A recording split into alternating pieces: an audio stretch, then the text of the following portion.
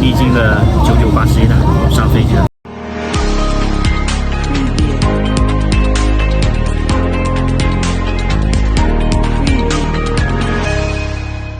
我们又被拉回到机场来了，说今天那天没有飞走，好像从台湾的那边飞机已经飞过来了，预计1点半到。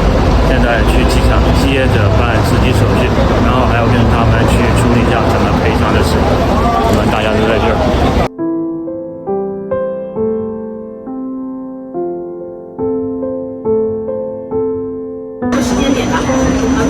现在在这边挨个的处理解决的事情、纠纷的事情，关于赔偿延误的事情。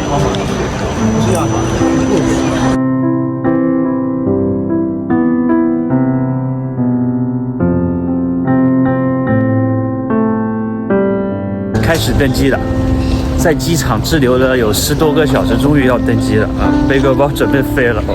今天晚上被迫睡马尼拉了。背个包，坐飞机去了。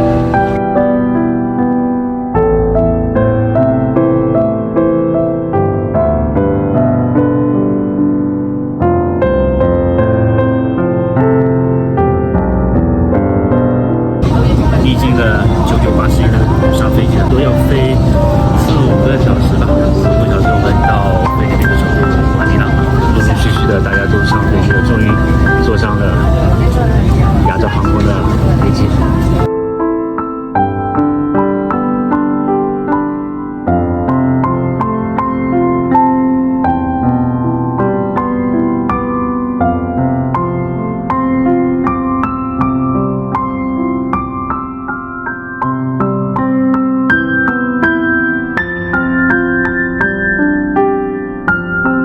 12个小时之前呢，我应该早就抵达马尼拉了，但是12个小时之后我才抵达了马尼拉。然后现在刚刚在海关那边进行了入境，现在准备出境了，出境去找工作人员了，找地接去解决我们的问题了。我们还有很多问题需要处理。现在在这边呢，跟亚洲航空的工作人员做一个对接，我们要改一下改签的机票，因为飞机晚点了，有了12个小时，要改一下。我们大家都在这边沟通。